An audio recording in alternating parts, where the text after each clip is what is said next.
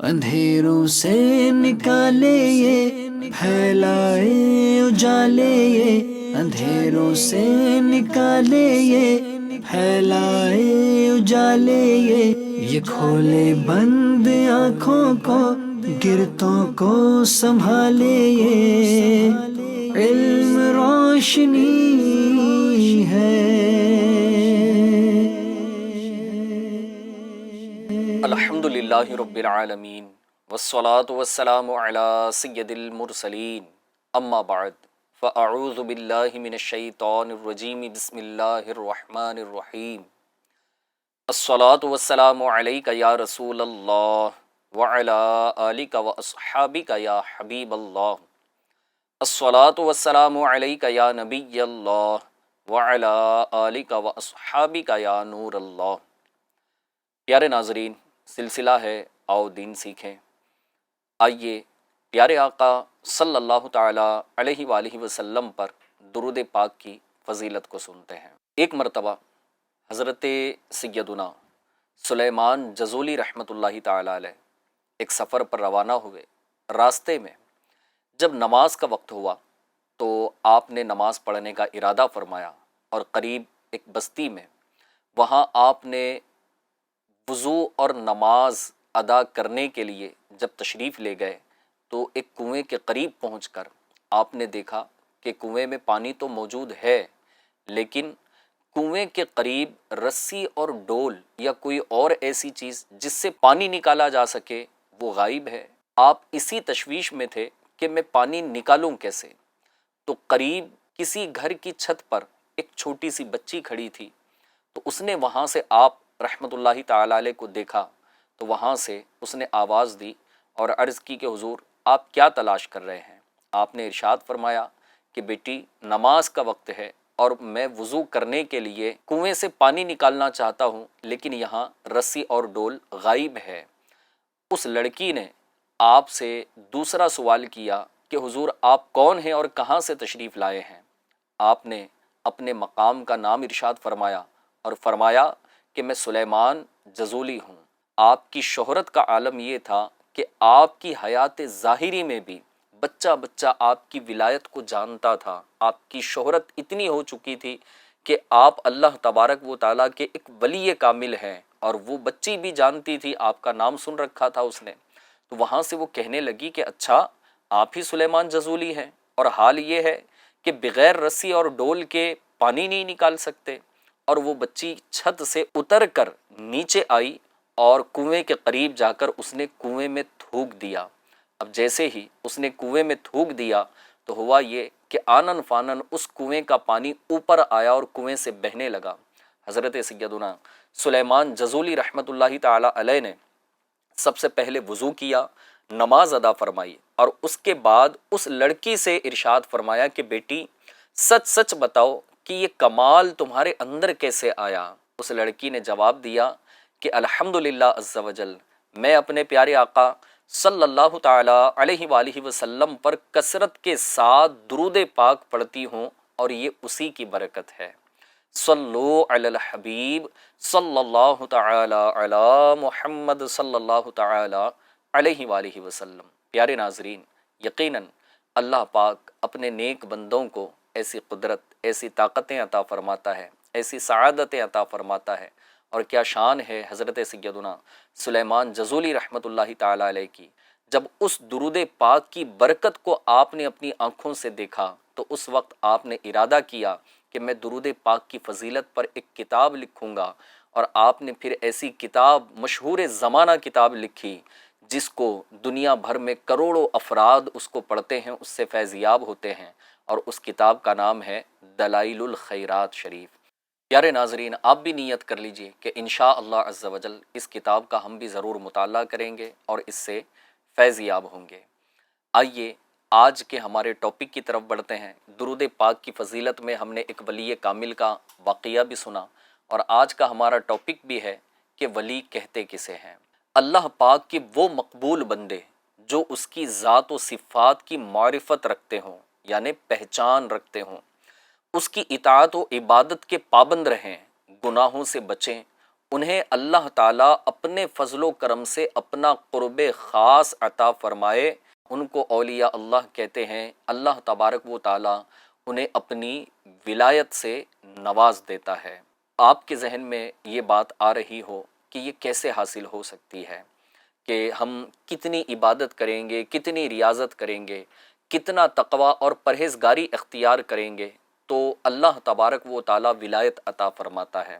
مزید اس کی معلومات حاصل کرتے ہیں۔ ولایت یعنی اللہ پاک کا مقرب و مقبول بندہ ہونا، محض یہ اللہ تبارک و تعالیٰ کا عطیہ ہے۔ جی ہاں، اللہ تبارک و تعالیٰ جسے نواز دے وہ اسے اپنی ولایت کا شرف عطا فرما دیتا ہے۔ عبادت سے، ریاضت سے اس مقام کو یعنی مقام ولایت کو حاصل نہیں کیا جا سکتا۔ ہاں، یہ ایک الگ بات ہے کہ عبادت و ریاضت بھی کبھی کبھی اس کا ذریعہ بن جاتی ہے۔ جی ہاں، اللہ تبارک و تعالیٰ کسی بندے کی عبادت اپنی بارگاہ میں قبول فرما لے اور پھر اسے وہ مقام ولایت عطا کر دے۔ بعض تو ایسے ہوتے ہیں کہ ابتداءً ہی اللہ تبارک و تعالیٰ انہیں ولایت عطا فرما دیتا ہے، جیسا کہ ہمارے غوث پاک حضور سیدنا شیخ عبد القادر محی الدین جیلانی قطب ربانی محبوب سبحانی پیر لاسانی قندیل نورانی الشیخ ابو محمد عبد القادر جیلانی رضی اللہ تعالی عنہ، یہ پیدائشی ولی ہیں کہ اللہ پاک نے آپ کو پیدائشی طور پر ولی بنا کر پیدا فرمایا۔ تو کچھ ایسے ہوتے ہیں کہ عمر کے ایک حصے تک پہنچ کر اللہ تبارک و تعالیٰ کو راضی کرنے میں کامیاب ہو جاتے ہیں۔ اللہ پاک ان کی عبادت و ریاضت اور تقوی و پرہیزگاری کو اپنی بارگاہ میں قبول فرماتا ہے اور انہیں مقام ولایت عطا فرماتا ہے۔ لیکن پہلی بات یاد رکھیے گا کہ مقام ولایت یہ کسبی نہیں ہے کہ اسے محنت کر کے حاصل کیا جا سکے، بلکہ یہ وہبی ہے کہ اللہ تبارک و تعالیٰ جسے چاہے، جیسے چاہے، جب چاہے وہ نواز دیتا ہے، عطا فرما دیتا ہے۔ آئیے ایک بڑا ہی پیارا واقعہ ہم سنتے ہیں سلسلہ قادریہ کے عظیم پیشوا، عظیم بزرگ حضرت سیدنا جنید بغدادی رحمۃ اللہ تعالی علیہ، جو حضور غوث پاک رحمۃ اللہ تعالی علیہ سے بھی پہلے کے بزرگ ہیں۔ اب ان کی زندگی کے حالات کی طرف اگر ہم چلیں تو اللہ تبارک و تعالیٰ نے انہیں کیسے نوازا۔ انہوں نے اس وقت بظاہر کوئی عبادت و ریاضت نہیں کی تھی، لیکن ایک ایسا عمل انہوں نے اپنایا کہ اس کے بعد اللہ تبارک و تعالیٰ نے انہیں ولایت کا تاج عطا فرما دیا۔ جی ہاں، آئیے توجہ کے ساتھ سنیے۔ حضرت سیدنا جنید بغدادی رحمۃ اللہ تعالی علیہ شروع میں خلیفہ بغداد کے آپ درباری تھے اور درباری پہلوان تھے اور پوری مملکت کی شان تھے۔ ایک دن دربار لگا ہوا تھا اور چوبدار نے اطلاع دی کہ صحن کے دروازے پر صبح سے ایک لاغر وہ نیم جاں شخص برابر اصرار کر رہا ہے۔ کیا اصرار کر رہا ہے؟ کہ میرا چیلنج ہے، جنید بغدادی تک پہنچا دو کہ میں اس سے کشتی لڑنا چاہتا ہوں۔ کم طاقتور ہے اور لاغر آدمی ہے، نیم جاں آدمی ہے، اور وہ چیلنج کر رہا ہے اپنے وقت کے ایک بہت بڑے پہلوان سے کہ جس کی شان و شوکت پوری مملکت کے اندر جو ہے نا وہ مشہور ہے۔ بہرحال اس نے چیلنج کیا کہ میں ان سے کشتی لڑنا چاہتا ہوں۔ تو لوگوں کو بڑی حیرت ہوئی، مگر خلیفہ نے درباریوں سے پہلے مشورہ کیا اور مشورے کے بعد کشتی کے مقابلے کے لیے تاریخ اور جگہ یہ فکسڈ کر دی گئی، متعین کر دی گئی۔ مقابلے کی تاریخ آتے ہی بغداد کا سب سے وسیع میدان، بڑا میدان لاکھوں تماشائیوں سے کھچا کھچ بھر گیا۔ اعلان ہوتے ہی حضرت سیدنا جنید بغدادی رحمۃ اللہ تعالی علیہ تیار ہو کر اکھاڑے میں اتر گئے۔ وہ جو اجنبی شخص تھا، جو لاغر تھا، نیم جاں تھا، وہ بھی کمر کس کر ایک کنارے کھڑا ہو گیا۔ لاکھوں تماشائیوں کے لیے یہ ایک بڑا ہی حیرت انگیز منظر تھا کہ ایک طرف شہرت یافتہ پہلوان اور دوسری طرف کمزور و نحیف شخص جو کشتی لڑنے کے لیے آیا ہے۔ حضرت سیدنا جنید بغدادی رحمۃ اللہ تعالی علیہ نے جیسے ہی خم ٹھونک کر زور آزمائی کے لیے پنجہ بڑھایا تو اس اجنبی شخص نے دبی زبان سے کہا کہ اے جنید، کان قریب لائیے، مجھے آپ سے کچھ کہنا ہے۔ نہ جانے اس آواز میں کیا جادو تھا، کیا سحر تھا کہ سنتے ہی حضرت سیدنا جنید بغدادی رحمۃ اللہ تعالی علیہ پر ایک سکتہ طاری ہو گیا، ایک خاموشی آپ کے اوپر طاری ہو گئی۔ کان قریب کرتے ہوئے آپ نے کہا کہ فرمائیے۔ تو اس اجنبی نیم جاں، اس لاگر شخص نے آپ کے کان میں کہنے لگا کہ بڑی مشکل سے اتنی بات اس کے منہ سے نکل سکی کہ اے جنید، میں کوئی پہلوان نہیں ہوں، میں زمانے کا ایک ستایا ہوا ایسا شخص ہوں جو آل رسول ہوں، ایک سید زادہ ہوں۔ سیدہ فاطمۃ الزہرا رضی اللہ تعالی عنہا کا ایک چھوٹا سا کنبہ کئی ہفتے سے جنگل میں پڑا ہوا فاقوں سے نیم جاں ہے، فاقے گزار رہا ہے۔ چھوٹے چھوٹے بچے بھوک کی شدت سے بے حال ہو گئے ہیں۔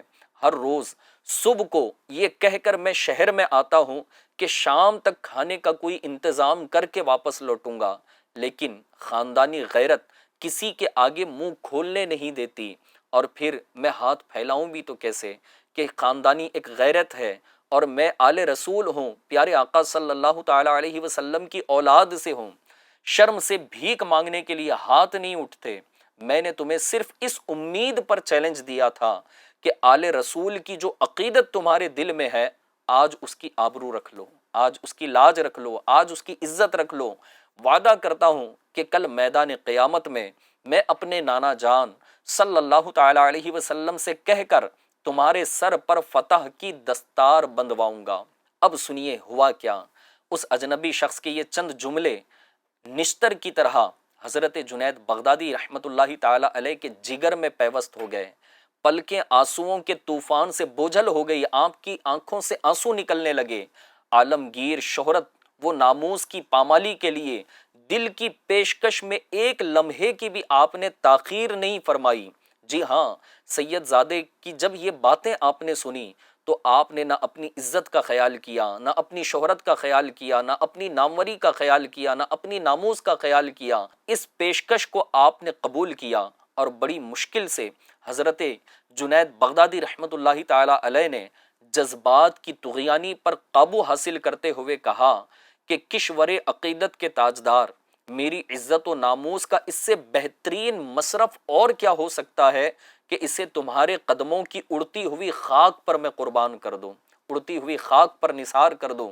اتنا کہنے کے بعد حضرت جنید بغدادی رحمت اللہ تعالی علیہ خم ٹھونک کر للکارتے ہوئے اس سید زادے کے سامنے آگے بڑھے اور سچ مچ کشتی لڑنے کے انداز میں تھوڑی دیر پینترا بدلتے رہے، لیکن دوسرے ہی لمحے میں حضرت سیدنا جنید بغدادی رحمت اللہ تعالی علیہ چاروں شانے چت تھے اور سینے پر سیدہ فاطمۃ الزہرا رضی اللہ تعالی عنہا کا ایک نحیف و ناتواں شہزادہ فتح کا پرچم لہرا رہا تھا۔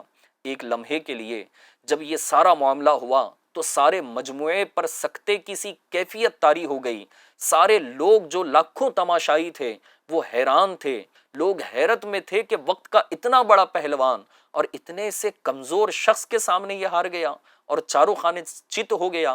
لہٰذا وہ سارا مجموعہ اس نحیف و ناتواں سید زادے کو گود میں اٹھا لیا اور ہر طرف سے انعام و اکرام کی بارش ہو رہی تھی۔ رات ہونے سے پہلے پہلے ایک گمنام سید خلعت و انعامات کا بیش بہا ذخیرہ لے کر جنگل میں اپنی پناہ گاہ کی طرف لوٹ چکا تھا۔ اب سنیں کہ حضرت جنید بغدادی رحمت اللہ تعالی علیہ کی حالت کیا تھی۔ حضرت جنید بغدادی رحمت اللہ تعالی علیہ وہیں اکھاڑے میں چت لیٹے ہوئے تھے۔ اب کسی کو کوئی ہمدردی ان کی ذات سے نہیں رہ گئی تھی، کیونکہ ہار چکے تھے مقابلہ۔ آج کی شکست کی ذلتوں کا سرور ان کی روح پر ایک خمار کی طرح چھا گیا تھا۔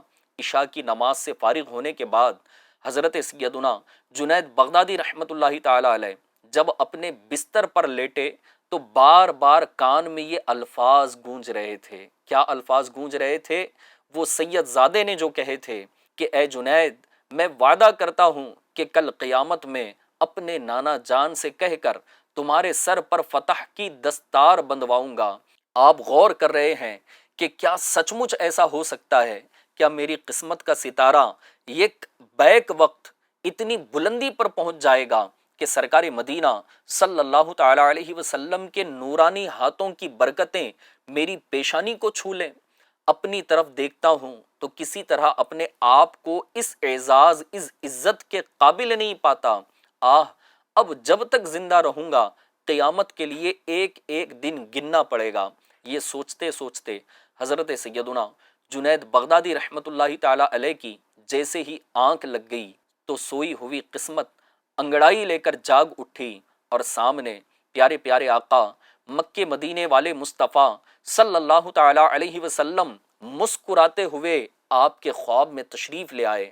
لبہائے مبارکہ کو جنبش ہوئی اور رحمت کے پھول جھڑنے لگے، اور پیارے آقا صلی اللہ تعالی علیہ وسلم کے مبارک الفاظ کچھ یوں ترتیب پائے کہ اے جنید اٹھو، قیامت سے پہلے اپنے نصیبے کی سرفرازیوں کا نظارہ کر لو، نبی زادوں کے ناموس کے لیے شکست کی ذلتوں کا انعام قیامت تک قرض نہیں رکھا جائے گا، سر اٹھاؤ، تمہارے لیے فتح و کرامت کی دستار لے کر آیا ہوں۔ آج تمہارے عرفان و تقرب کی سب سے اونچی بساط پر فائز کیا گیا، بارگاہ یزدانی سے گروہ اولیاء کی سروری کا اعزاز تمہیں مبارک ہو۔ ان کلمات سے سرفراز فرمانے کے بعد سرکار مدینہ صلی اللہ تعالی علیہ وسلم نے حضرت جنید بغدادی رحمت اللہ تعالی علیہ کو سینے سے لگا لیا۔ اس عالم کیف بار میں اپنے شہزادوں کے جاں نثار پروانے کو کیا عطا فرمایا، اس کی تفصیل معلوم نہیں ہو سکی۔ جاننے والے بس اتنا ہی جان سکے کہ صبح کو جب حضرت سیدنا جنید بغدادی رحمت اللہ تعالی علیہ کی آنکھ کھلی تو پیشانی کی موجوں میں نور کی کرن لہرا رہی تھی، اور سارے بغداد میں آپ کی ولایت کی دھوم مچ چکی تھی۔ خواب کی بات باد صبا نے گھر گھر پہنچا دی تھی۔ کل شام جو پائے حقارت سے ٹھکرا دیا گیا تھا، کہ جس کی شکست کو دیکھ کر لوگ ذلیل و خوار سمجھ رہے تھے کہ اتنا بڑا پہلوان اتنے سے کمزور آدمی سے ہار گیا، اور ایک ذلت سی محسوس ہو رہی تھی، آج صبح کو اس کی راہ گزر میں پلکیں بچھائی جا رہی تھی۔ ایک ہی رات میں سارا عالم زیر و زبر ہو گیا تھا۔ طلوع سحر سے پہلے ہی حضرت سیدنا جنید بغدادی رحمت اللہ تعالی علیہ کے دروازے پر درویشوں کی بھیڑ جمع ہو گئی تھی۔ جو ہی آپ رضی اللہ تعالی عنہ باہر تشریف لائے، خراج عقیدت کے لیے ہزاروں گردنیں جھک گئی۔ خلیفہ بغداد نے اپنے سر کا تاج اتار کر قدموں میں ڈال دیا۔ سارا شہر حیرت و پشیمانی کے عالم میں سر جھکائے کھڑا تھا۔ حضرت جنید بغدادی رحمت اللہ تعالی علیہ نے مسکراتے ہوئے ایک بار نظر اٹھائی اور سامنے موجود عاشقان رسول کے ہیبت سے لرزتے ہوئے دلوں کو سکون بخش دیا۔ پاس ہی کسی گوشے سے آواز آئی کہ اے گروہ اولیاء کی سروری کا اعزاز پانے والے تمہیں مبارک ہو۔ آپ رحمت اللہ تعالی علیہ نے منہ پھیر کر دیکھا تو وہی نحیف و نزار آل رسول فرط خوشی سے مسکرا رہا تھا۔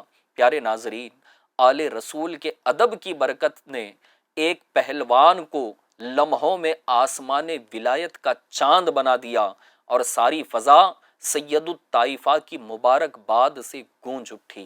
پیارے ناظرین، ہم بھی غور کریں کہ ہمارے اطراف نہ جانے کتنے ایسے سید زادے ہوں گے، کوئی سید زادہ ایسا ہو جو بیچارہ مزدوری کر رہا ہوتا ہے، یا کوئی اور جائز معاش کی تلاش میں، فکر معاش میں وہ رہتا ہے، لیکن اگر میرے یہاں جیسے اگر آپ کسی کمپنی کے مالک ہوں، کسی فیکٹری کے مالک ہوں، کوئی شو روم کے آپ مالک ہوں، تو کبھی پتہ تو کریں کہ کہیں ایسا تو نہیں کہ میرے یہاں کوئی آل رسول بھی ہو اور میں اس سے ایسی خدمت بھی لے رہا ہوں، ایسا کام بھی کروا رہا ہوں جو اس کی شایان شان نہیں ہے۔ سرکار اعلیٰ حضرت امام اہل سنت امام احمد رضا خان علیہ رحمت الرحمن مجدد اعظم ہیں، اللہ پاک کے ولی کامل ہیں، اتنے بڑے فقی ہیں، مفتی ہیں، عالم ہیں، اور نہ جانے اللہ پاک نے آپ کو کیسے کیسے علوم سے نوازا ہے، کتنے علم سے، عمل سے آپ کو مالا مال فرمایا۔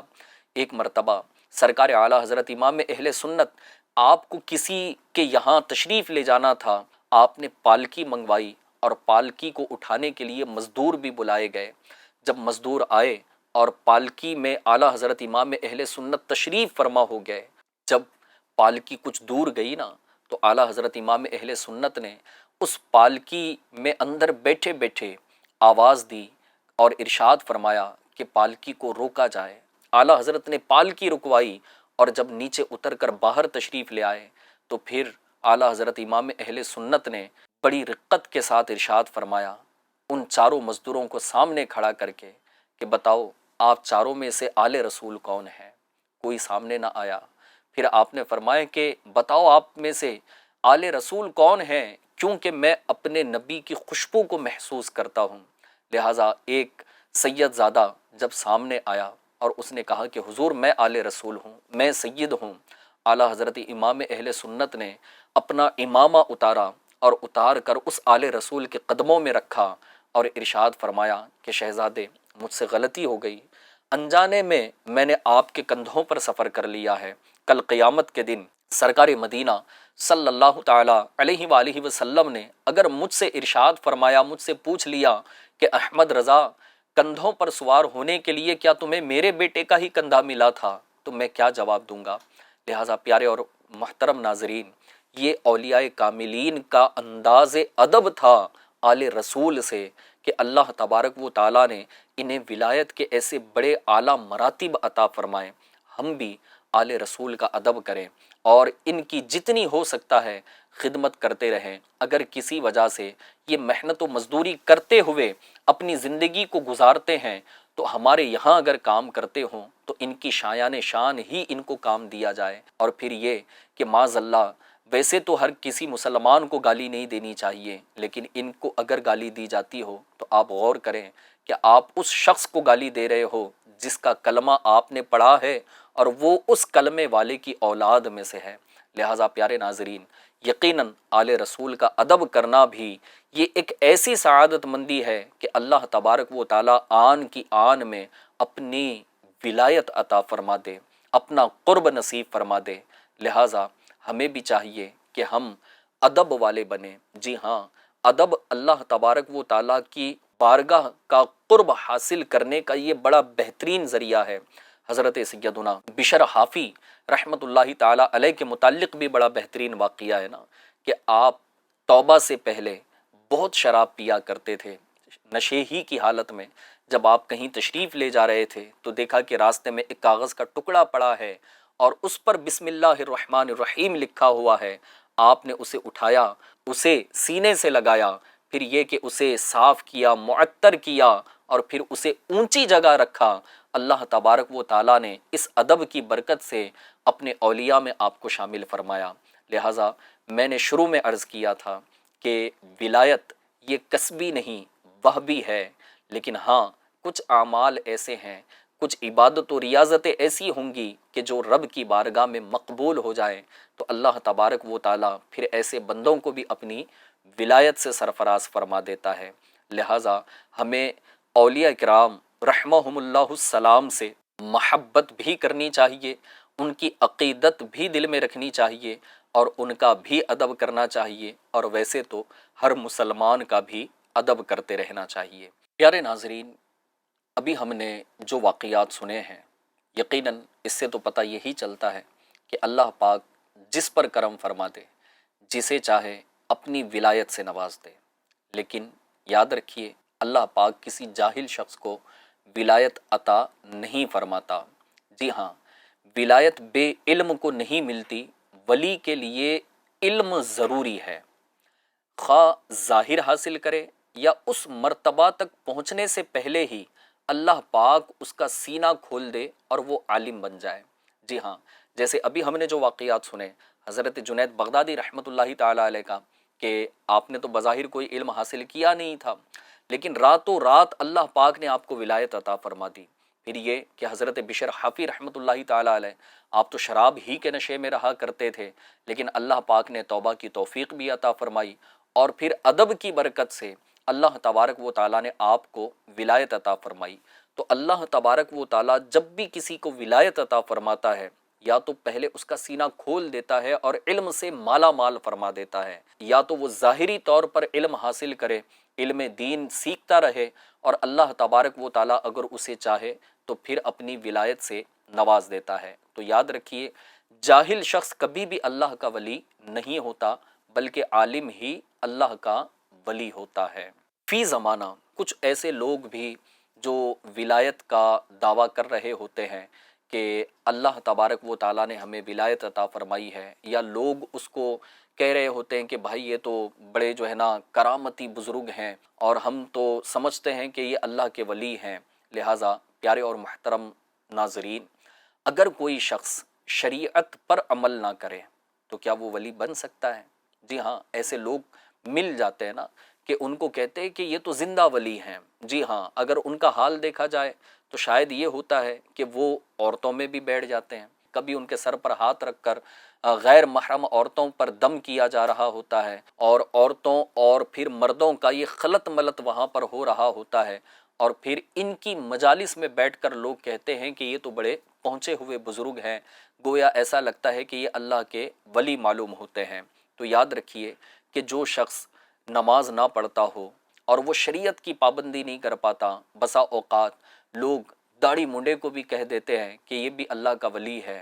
جی ہاں، ایسا نہیں، بلکہ شریعت پر عمل کرنے والا یہ اللہ کا ولی ہوتا ہے، کیونکہ اللہ تبارک و تعالیٰ کے اولیاء کاملین یہ امت کی ہدایت کا ذریعہ بنتے ہیں۔ جی ہاں، کیونکہ اب پیارے آقا صلی اللہ تعالیٰ علیہ وآلہ وسلم کے بعد اب دنیا کے اندر کوئی نیا نبی تشریف نہیں لائے گا۔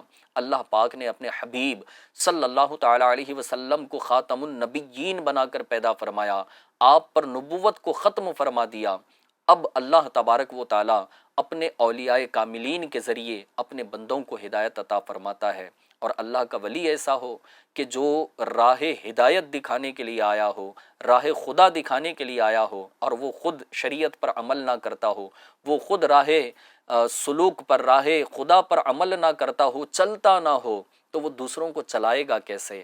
تو رہنما کو چاہیے کہ رہنما وہ علم والا بھی ہو، عمل والا بھی ہو، جاننے والا ہو نا، جس کو راستے کا پتہ نہ ہو، اور جو خود وہ راستے کا علم نہ رکھتا ہو، منزل کا علم نہ رکھتا ہو، اور نہ راستے پر چلتا ہو، تو وہ دوسروں کی رہنمائی کیسے کر سکتا ہے؟ تو یاد رکھیے گا کہ جب تک عقل سلامت ہے، کوئی کیسے ہی بڑے مرتبے کا ہو، احکام شریعت کی پابندی سے ہرگز آزاد نہیں ہو سکتا، اور جو خود کو شریعت سے آزاد سمجھے وہ ولی نہیں ہوگا۔ لہٰذا بسا اوقات لوگ کہہ دیتے ہیں کہ بھائی ہم شریعت نہیں طریقت والے ہیں، اور پھر شریعت میں نماز ہے، طریقت میں کچھ اور ہے، شریعت میں یہ چیز ہے، طریقت میں کچھ اور چیز ہے، اور معاذ اللہ تو پھر لوگ اس طرح سے بھی کہہ دیتے ہیں کہ شریعت تو دکھاوا ہے، ہم تو طریقت والے ہیں۔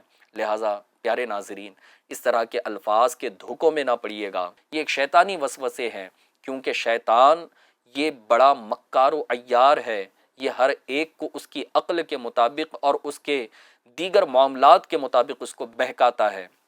جی ہاں، تو ایسے لوگوں کی چکر میں نہ رہیں، اور ایسے لوگوں کی باتوں پر دھیان نہ دیں۔ اگر ہم اپنے بزرگوں کی طرف نظر کریں، ابھی اگر کوئی یہ کہہ دے کہ بھائی وہ تو شریعت کے اندر نماز ہوگی، ہم تو طریقت والے ہیں، تو ان سے کہیں کہ بھائی کیا آپ حضور غوث پاک رحمۃ اللہ تعالیٰ علیہ سے بھی بڑھ کر مقام و مرتبہ حاصل کر چکے ہیں؟ انبیاء کرام علیہم الصلاۃ والسلام کے بعد، تمام انبیاء کے بعد سب سے جو افضل شخصیت ہے وہ حضرت سیدنا صدیق اکبر رضی اللہ تعالیٰ عنہ کی۔ تو کیا صدیق اکبر رضی اللہ تعالیٰ عنہ طریقت کو نہیں جانتے؟ فاروق اعظم کیا طریقت کو نہیں جانتے تھے؟ خلفائے راشدین کیا طریقت کو نہیں جانتے تھے؟ صحابہ کرام، تابعین، تبع تابعین، ائمہ مجتہدین کیا یہ طریقت کو نہیں جانتے تھے؟ اور کیا انہیں ہی طریقت پتہ چلی ہے؟ لہٰذا پیارے ناظرین، یقیناً یہ شیطان کے دھوکے ہیں، یہ شیطان کے ہتھ کنڈے ہیں، ان کے جالوں میں نہ پھنسیے گا، کیونکہ شریعت یہ پیارے آقا صلی اللہ تعالیٰ علیہ وآلہ وسلم کی لائی ہوئی، اللہ تبارک و تعالیٰ کی بارگاہ سے عطا کی ہوئی یہ وہ چیز ہے کہ جس پر عمل کرنا ہر مسلمان عاقل و بالغ پر ضروری ہے، کیونکہ یہی نظام الہی ہے۔ لہٰذا پیارے ناظرین، ہمیں اللہ تبارک و تعالیٰ اور اس کے پیارے رسول صلی اللہ تعالیٰ علیہ وآلہ وسلم کے احکام پر عمل کرنا یقیناً یقیناً یقیناً اور نہایت ہی ضروری ہے۔ الغرض بات یہ ہے کہ جو شریعت پر عمل نہ کرتا ہو وہ اللہ کا ولی نہیں ہوتا۔ اگر کوئی شخص ایسے آدمی کو کہ جو شریعت پر عمل نہ کرتا ہو، اور اگر وہ یہ کہے کہ یہ تو اللہ کا ولی ہے، میں تو ان کو اللہ کا ولی مانتا ہوں، تو یاد رکھیے کہ ایسا شخص گمراہ ہے اور وہ گمراہ ہو جاتا ہے۔ لہٰذا ہم نے گمراہی کی طرف نہیں جانا بلکہ ہم نے راہ ہدایت کی طرف چلنا ہے۔ لہٰذا آئیے مزید اور کچھ ہم جاننے کی کوشش کرتے ہیں اولیاء کرام کے متعلق، کہ اولیاء کرام کو اللہ تبارک و تعالیٰ کیا قدرتیں عطا فرماتا ہے اور وہ کیا کچھ کر سکتے ہیں۔ تو اللہ پاک کی عطا سے اولیاء کرام بہت کچھ کر سکتے ہیں۔ جی ہاں، ان سے عجیب و غریب کرامتیں ظاہر ہوتی ہیں، مثلا آن کی آن میں مشرق سے مغرب پہنچ جانا۔ جی ہاں، آپ کو لگ رہا ہوگا کہ بھائی آن کی آن میں within سیکنڈز میں یہ کیسے پہنچ سکتے ہیں؟ تو اگر آپ کو یقین نہ آئے نا تو پھر قرآن کریم کے اندر حضرت سیدنا سلیمان علی نبینا و علیہ الصلاۃ والسلام کے جو واقعات ہیں، جس میں ایک واقعہ ہے تخت بلقیس کے حوالے سے۔ حضرت سیدنا سلیمان علیہ الصلاۃ والسلام نے تخت بلقیس کے حوالے سے اپنے دربار میں اعلان فرمایا تھا کہ کون ہے جو بلقیس کے مطیع و فرما بردار ہو کر میری بارگاہ میں حاضر ہونے سے پہلے پہلے اس کا تخت مجھ تک پہنچا دے۔ تو جنات کی طاقت تو آپ جانتے ہوں کہ یہ آن کی آن میں کیا کر جاتے ہیں۔ تو جو سب سے بڑا اور طاقتور جن تھا، اس نے سلیمان علیہ السلام کی بارگاہ میں عرض کیا کہ حضور میں لے کر آؤں گا۔ سلیمان علیہ السلام نے فرمایا کہ کتنی دیر میں لاؤ گے؟ اس نے عرض کی کہ حضور آپ کا دربار مکمل ہونے سے پہلے پہلے حاضر کر دوں گا۔ آپ نے فرمایا کہ نہیں، مجھے اس سے بھی پہلے چاہیے۔ حضرت سلیمان علیہ السلام کے غلام، آپ کے امتی حضرت سیدنا آصف بن برقیہ رحمۃ اللہ تعالی علیہ نے عرض کی کہ حضور میں لے کر آؤں گا۔ آپ نے ارشاد فرمایا کتنی دیر میں لاؤ گے؟ آپ نے عرض کی حضور پلک جھپکنے سے پہلے حاضر کر دوں گا۔ قرآن کریم میں رب نے ارشاد فرمایا کہ جب سلیمان نے دیکھا تو وہ تخت اس کے سامنے موجود تھا۔ تو آن کی آن میں اولیاء کرام کو اللہ پاک وہ طاقت عطا فرماتا ہے کہ وہ مشرق سے مغرب میں بھی پہنچ جایا کرتے ہیں۔ پانی پر چلنا، ہوا میں اڑنا، جمادات یعنی بے جان چیزوں اور حیوانات سے کلام کرنا، بلاؤں اور مصیبتوں کو ٹالنا، دور دراز کے حالات ان پر ظاہر ہونا، اولیاء کی کرامتیں در حقیقت ان انبیاء علیہم الصلاۃ والسلام کے معجزات ہیں جن کے وہ امتی ہیں۔ لہٰذا معجزہ یہ نبی سے ظاہر ہوتا ہے اور کرامت یہ ولی سے ظاہر ہوتی ہے۔ اور کتنی خوبصورت بات یہ ارشاد فرمائی گئی ہے کہ اولیاء کرام کی کرامتیں در حقیقت کیا ہیں؟ وہ انبیاء کرام کے معجزات ہی ہیں جو اولیاء سے ظاہر ہو رہی ہے، اور جس امتی سے وہ ظاہر ہو وہ سمجھ لے کہ وہ اس نبی کا معجزہ ہے۔ لہٰذا پیارے ناظرین، اللہ پاک اپنے نیک بندوں کو بڑی قدرتوں سے نوازتا ہے، جیسا کہ ہمارے حضور غوث پاک رحمۃ اللہ تعالی علیہ مردوں کو زندہ فرما دیا کرتے۔ اس کے علاوہ حضور غوث پاک رحمۃ اللہ تعالی علیہ بڑے کثیر الکرامت بزرگ ہیں، اور نہ جانے کتنی سینکڑوں ہزاروں کرامتیں آپ سے وقوع پذیر ہوئی، ظاہر ہوئی۔ حضور سیدنا خواجہ غریب نواز رحمۃ اللہ تعالی علیہ اور دنیا بھر کے دیگر بڑے بڑے اولیاء کرام کی کرامتوں کو اگر دیکھا جائے تو اللہ پاک نے ان کو ایسی سعادتوں سے نوازا کہ عقلیں حیران رہ جاتی ہیں۔ ایک سوال یہاں شاید یہ بھی پیدا ہو سکتا ہے کہ کیا اگر کسی ولی سے کرامت ظاہر نہیں ہوتی ہے تو کیا اللہ کے وہ ولی ہوں گے یا نہیں ہوں گے، اور کرامت کہتے کسے ہیں؟ تو آئیے اس کی معلومات حاصل کرتے ہیں۔ اولیاء اللہ سے جو بات خلاف عادت ظاہر ہو اسے کرامت کہتے ہیں، اور اکثر اولیاء کرام سے کرامات ظاہر ہوتی ہیں۔ اولیاء کرام اپنی ولایت اور کرامات کو چھپاتے ہیں، ہاں جب اللہ پاک کی طرف سے حکم پاتے ہیں تو ظاہر کر دیتے ہیں۔ اس کا مطلب یہ ہرگز نہیں کہ جس سے کرامت ظاہر نہ ہو وہ ولی ہی نہیں۔ جی ہاں، ورنہ تو ہزاروں اولیاء کرام اور کئی صحابہ کرام تو ایسے بھی ہیں نا کہ جن کی کوئی کرامتیں آج تک ہم تک پہنچی نہیں ہیں، نہ ہم نے سنی ہیں، نہ کتابوں میں ہم نے پڑھی ہیں، تو کیا ان کو ہم اللہ کا ولی نہیں مانیں گے؟ صحابی تو وہ ہوتا ہے نا کہ یہ اولیاء کرام کی سب سے افضل وہ اعلیٰ کیٹیگری ہوتی ہے، اور کوئی کتنا ہی بڑے سے بڑے مرتبے کا ولی ہو وہ ایک ادنا سے صحابی کے مرتبے تک نہیں پہنچ سکتا۔ تو کئی صحابہ ایسے ہیں کہ جن کی کرامتیں آج ہم سنتے نہیں ہیں، یا ہم تک پہنچی نہیں ہیں، یا ان کی کرامتیں ظاہر ہی نہیں ہوئی، اور کئی اللہ کے نیک بندے اولیاء کرام ایسے گزرے ہیں کہ جن کی کرامتیں ظاہر ہی نہیں ہوئی۔ تو اس کے لیے یہ ضروری نہیں ہے ولایت کے لیے کہ کرامت ہی دکھائی جائے، ہاں کرامت اور ولایت یہ اللہ تبارک و تعالیٰ کے اولیاء یہ چھپاتے ہیں۔ ایک اور بات، کیا کسی ولی سے وصال کے بعد بھی، ان کے انتقال کے بعد بھی کرامت ظاہر ہو سکتی ہے؟ تو جی ہاں، ایسا بالکل ہو سکتا ہے۔ اولیاء کرام کے انتقال کے بعد بھی ان کی کرامات ظاہر ہوتی ہے، جیسے ہر آنکھ والا دیکھتا بھی ہے اور مانتا بھی ہے۔ نہ جانے کتنی جو ہے نا وہ بزرگان دین کی مزارات پر حاضری دینے والے لوگ اس بات کا اعتقاد بھی رکھتے ہیں، انہوں نے دیکھا بھی ہے، مانتے بھی ہیں۔ جی ہاں، آج بھی سینکڑوں سال گزرنے کے بعد بھی حضور غوث پاک کے در پر حاضر ہونے والے، غریب نواز کے در پر حاضر ہونے والے، دیگر بزرگوں کے در پر حاضر ہونے والے یقیناً ان کی کرامات سے فیض یاب ہوتے ہیں۔ مزید اس کے علاوہ پیارے اور محترم اسلامی بھائیوں، آئیے سلسلے کو اختتام کی طرف بھی لے کر آتے ہیں اور پھر یہ سبق بھی حاصل کرتے ہیں کہ اولیاء کرام سے ہمیں ملتا کیا ہے۔ تو اولیاء اللہ کی محبت دونوں جہانوں کی یہ سعادت اور رضائے الہی کا سبب ہے۔ ان کی برکت سے اللہ تعالی مخلوق کی حاجتیں پوری کرتا ہے، ان کی دعاؤں سے مخلوق فائدہ اٹھاتی ہے، ان کے مزاروں کی زیارت، ان کے عرس میں شرکت سے برکات حاصل ہوتی ہیں، ان کے وسیلے سے دعا کرنا قبولیت کا ذریعہ ہے، ان کی سیرتوں سے رہنمائی حاصل کر کے گمراہی سے بچ کر صراط مستقیم پر استقامت کے ساتھ چلا جا سکتا ہے اور ان کی پیروی کرنے میں نجات ہے۔ لہٰذا پیارے ناظرین، ہم بھی اولیاء کرام سے سچی عقیدت اور محبت رکھیں، ان کے مزارات پر حاضری دیں، لیکن یاد رکھیے مزار پر حاضری دینے کا طریقہ بھی سیکھنا چاہیے۔ جی ہاں، اس کے لیے دعوت اسلامی کے مدنی قافلوں میں سفر کیجیے، ہفتہ وار اجتماعات میں شرکت کیجیے، دعوت اسلامی کی دیگر ایکٹیویٹیز میں پریکٹیکلی شرکت کیجیے۔ انشاءاللہ عز و جل بہت کچھ علم دین کے مدنی پھول ملیں گے۔ اللہ پاک اولیاء کاملین کے صدقے ہم سب کی بے حساب مغفرت فرمائے اور ان اولیاء کاملین کے فیض سے ہمیں فیض یاب فرمائے، آمین بجاہ النبی الامین صلی اللہ تعالی علیہ وآلہ وسلم۔ صلو علی الحبیب صلی اللہ تعالی علی محمد صلی اللہ تعالی علیہ وآلہ وسلم۔ اندھیروں سے نکالے یہ پھیلائے اجالے، یہ اندھیروں سے نکالے یہ پھیلائے اجالے، یہ کھولے بند آنکھوں کو گرتوں کو سنبھالے، یہ علم روشنی ہے